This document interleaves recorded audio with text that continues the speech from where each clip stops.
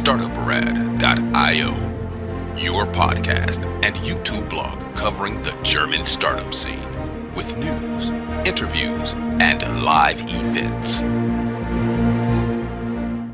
If you're a founder chasing your first round or early stage, looking to scale resilience and traction, this conversation is for you. Meet Stephan Schubert, serial entrepreneur turned super angel, whose fund, STS Ventures, backs hidden champion tech startups in the DACH region.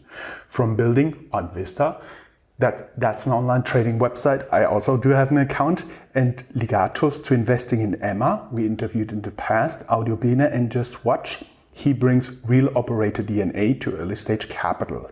Stay tuned, right after this break we'll jump into the decision that turned a founder into one of Germany's most connected seed investors. Hello and welcome everybody. This is Joe coming to you straight from Startup Land in Cologne together with Deutsche Startups. On today's Startup Land from Cologne, we welcome Stephan Schubert as the founder of leading internet companies like Vista and Legatus. Stephan has more than 15 years of hands-on experience in founding, scaling and exiting tech firms. Today, he leads STS Ventures, a Cologne-based early-stage fund known for investing 200,000 to 1 million in resilient Camel startups in the pre-seed and seed phase.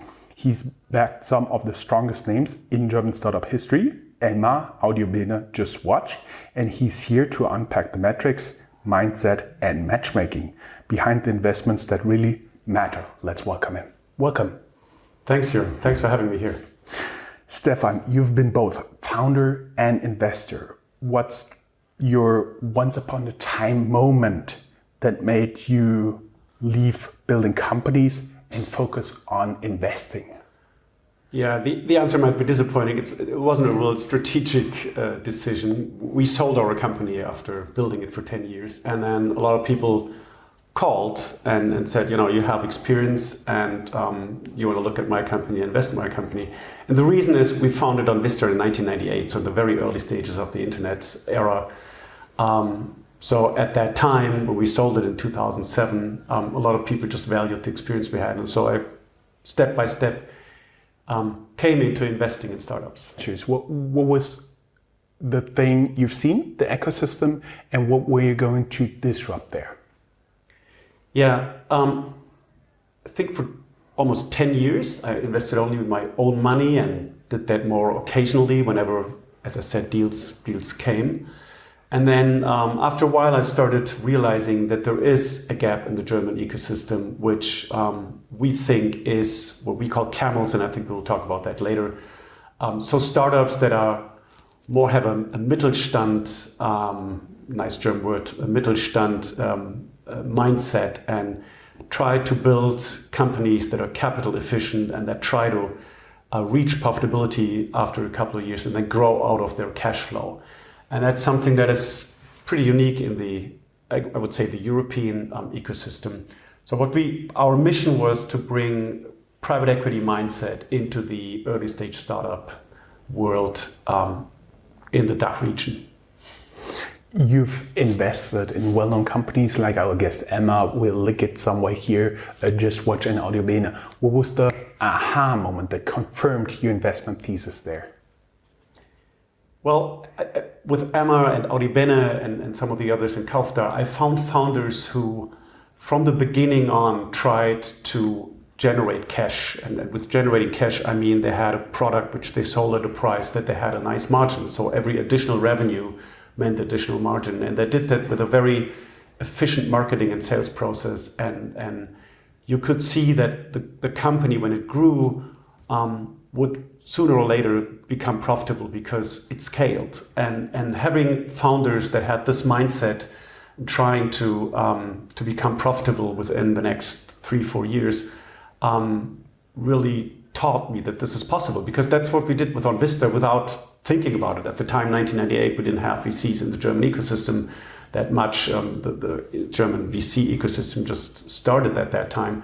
And we simply didn't have VC funding and we didn't have other cash sources than our revenue. And I found later on that there's other people out there who have the same mindset and who actually managed to do that and still grow very impressively. So that was the moment when we said, okay, this might be something we can grow and we can start to scale in a larger system where we don't do just 1 or 2 investments per year, but maybe 5 to 10. You are investing in very, very early stage pre-seed seed. How do you deal with this uncertainty, evaluating the growth potential and so on and so forth, like the Camel you've been talking about? And wasn't there a better name than Camel for this concept? Well, it's always hard if you have a strategy. It's always hard describing it, and we found that the camel actually is something people understand very well. Let's define what's a camel. Camels don't eat a lot of water. Camels always have reserve on their back. Camels are very resistant and can survive in a dangerous environment for a long time, and they can still run very fast if you look at camel races. So transforming or translating that into the startup world, we found that people understand very quickly what we're looking for: capital efficiency, cost control, so that you can survive harder times. And once you have found the metrics of growing and the scalability formula, they can still grow very fast. So actually, I think the camel might be a funny picture, but it works very well. People understand it very well. Coming back to your question, this means we look at business models typically that are in a niche market. So we don't try to disrupt the auto market or the food market, because these markets are really large, but they need a lot of capital to win in there. We like companies that operate in a niche market, bring a new idea to the niche market, where there's not a lot of competition. Therefore, you have high margins. High margins mean you can afford marketing, you can afford sales processes, and with each sales you generate a contribution margin that actually helps covering your costs. And what we look at in the first place is business models where we think that eventually, with a total investment of something between 1 and 10 million euro, they can become profitable and grow out of their operating cash flow. And of course, we look for founders who share this vision and who are willing to build a company like this. You typically, before we get into that, I do understand the founder who founds the next big LLM model and wants to compete with ChatGPT, they're not the right person you would talk to. Yes, I think that's something you could say. And the reason is very simple. If you look at just taking that example, I mean, and this has been true for over 25 years now, but if we look at the current AI world, I mean, companies like Meta and OpenAI, they invest 40-60 billion dollars per year into building LLMs, and I just don't think that is something we as STS Ventures and probably the entire European VC ecosystem can do. So we have to find smarter ways to build companies and make money. And yes, that's true. We wouldn't be able to look at these kind of companies. It doesn't work for us. Just to tease you a little bit, because there was a lot of talk around town and in the blogosphere recently. How high do you think is the probability that the current AI market is a bubble? You know, I've been in this market for 25 years now, and we could actually draw a chart and show you the topic of the year for the last 25 years. Now it's AI, LLMs. 2 years ago it was NFT. Before it was blockchain. Before that it was e-commerce. Before that it was circularity. And then it was don't forget quick delivery. Quick delivery. Yeah, you know. So there's a new story in town every year, and that's okay. That's momentum investment, and some of these companies really grow very, very fast and become very big. But at the end, it's a very small percentage to succeed in these markets. And therefore, whenever one of these trends comes up, we tend to specifically not look at that, but look at the value that is creating behind these trends. So LLM and all these new tools we see in AI are a big change in the entire tech ecosystem. But it's just a tool. You know, 25 years ago, it was the internet, TCP, IP, and CGI bin, and nobody knew how to use it. And then we invented all kinds of languages. And I don't want to downgrade that, but at the end, it's a tool that we can use in different environments. And that's what we look at. How can we use AI and LLMs in new environments. Like, for example, we invested in one company that uses AI technology for the waste processing industry. And that's a very nice case where we think AI has a lot of value, but I don't have to create the base technology underneath, which is very, very competitive and needs a lot of cash to be successful. Talking about being successful, you invest with STS around 200,000 to 1 million and then follow up to 5 million. What is your decision framework to decide double down or exit a startup? Yeah, I think it's finding out the metrics that drive growth and finding out if a company or a team is able to generate growth with positive contribution margin cash flow. Once we have understood and once the team has found a way to scale, so build the engine and then scale from there with positive contribution margins, meaning you subtract your costs of goods sold, the marketing costs, the sales costs and everything. Once you find out that you have a scaling way of growing and still have a positive contribution margin, I think that's when we become excited and double down and talk to the team if there's a way to invest more money and scale growth. Mm-hmm.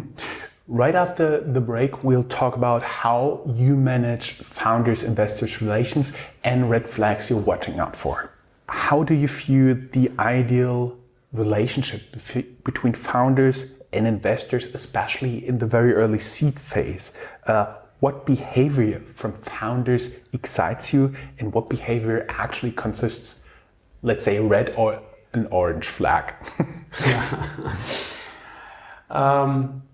So immediately after investing, what we like to do is sit down with the founders and define the KPIs that we think lead to growth. And we means the founders in us. So we sit together and we discuss what will be the drivers for the next 1 or 2 years that might lead growth. And we build up a KPI system, typically a very easy BI tool, Looker Studio or something, where the team tracks these KPIs, typically on a real-time or daily basis. And every other week, we just look at these KPIs together and say, is it developing in the right direction?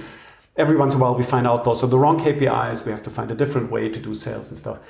So people that build a number-driven company is one thing that excites us. And the other thing is, and we are often misunderstood, Camel is not a type of company. Building a Camel is a mindset. So founders that have the mindset of using these KPIs and looking at the same time at their cost structure, not growth at any price, but growth at a decent cost structure, and having the mindset of fundraising is not a KPI that's exciting for them, but profitable growth isn't the KPI that's exciting for them. Those are two parameters that we really like, and where we typically, when we work with founders together, found very quickly, both the founders and us, that it works very well together. And if these things are not there, we've always, every once in a while, find founders who are not really honest to us, who try to create KPIs that are very creative. Look at your company in a very honest way, talk about the things that don't work, look at the right KPIs, drive these KPIs and be capital efficient. That excites us, and the opposite does not really excite us. I wouldn't say it's a red flag, but we would definitely have a conversation then. Looking at exits like Audiobene, Kaufda, what patterns do you observe in scaling from seed to exit? What lessons should founders absorb early? Yeah, there's one interesting thing. It's a huge difference if you raise money when you can raise money versus if you raise money because you have to raise money. So we see a lot of startups that are constantly in fundraising mode and are constantly close to running out of cash, and that generates a lot of stress for the entire company and all investors, and there's a lot of time invested in finding the next round, finding the next investors. The examples you just said is most of these companies did not run into that situation. They they were able to grow, they were able to run their business, and then if someone came around and said, I would like to invest 2 or 5 or 10 million in your company, then we could talk about the terms. And that's a total different situation, because you take money because you have ideas how you can grow faster, you have ideas how you can go in another country, and you take the money because you have found the right investor at the right situation. But you don't urgently need the money to pay the next payroll. And that has brought these founders into situations where they could invest a lot more time in building their company and outperform a lot of their competitors. I think that's something we really appreciated in these cases. And at the end, these exits were not unicorn exits, but the interesting thing is the founders had much more shares in their own companies because they didn't have that much dilution. And some of these guys became really rich without having a unicorn exit, but they simply still had 50, 60% of their company. And if you sell a company at 100, 200, 300 million euro and you own 50, 60%, that's still a lot of money. And it's more money than if you own 1% at a unicorn exit. And that's a lot of money even in Germany after taxes, I see. Plus you don't have been in the spotlight all over, because if you once do a unicorn exit, I'm sure for the rest of your life you get calls, you get emails, you get all this stuff. Do you have money? Do you want to invest? Yeah. Mm-hmm. Also an advantage. And that's one other thing. If you build a profitable company, you have many more exit options. Some of these huge unicorns, there's only a few companies in the world who can buy them, or you have to do an IPO. And the IPO window is not open very often in Europe. Actually, for the last 25 years, we've seen it maybe twice that it was possible to exit fast-growing, non-profitable companies with an IPO. But if you have the other model of a company generating cash, generating EBIT, all of a sudden you have the typical strategic company, corporate, Mittelstands buyers, PEs who are interested in these kind of business models. And that opens a whole new door of exits you can proceed. Let's look a little bit into the future. There's some macroeconomic headwinds in there. How do you adjust your thesis, and what contrarian view do you have about the next big tech investment in the German and the DACH market? Yeah, I think the funny thing is we don't think we have to adjust anything, because we think this is exactly the time we were prepared for. We had a lot of questions from our investors in 2020 and 21, why they had other VCs that have 3 unicorn investments and we don't have any unicorn valuations in our portfolio. And we had to explain that, why this was the case, because some of our larger companies didn't even raise money during that time. Now I think it's the right time for our strategy, and with our portfolio we have a lot of companies that simply don't need cash, and that's a very good situation we're in right now, and also the founders are in a very good situation to be in.